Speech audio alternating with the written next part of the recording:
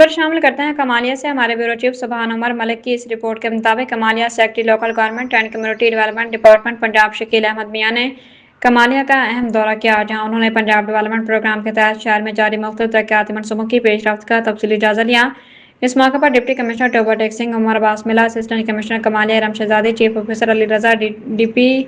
D محمد رفیق سرویا اور اے P D وکاس اشفاق سمیت دیگر متعلقہ حکام بھی ان کے ہمراہ موجود تھے۔ دورے کے دوران گفتگو کرتے ہوئے secretary local government Shakeel Ahmed Mian نے بتایا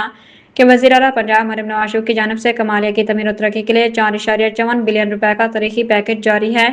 جس کا مقصد شہر کے بنیادی ڈھانچے کو جدید بنانا ہے۔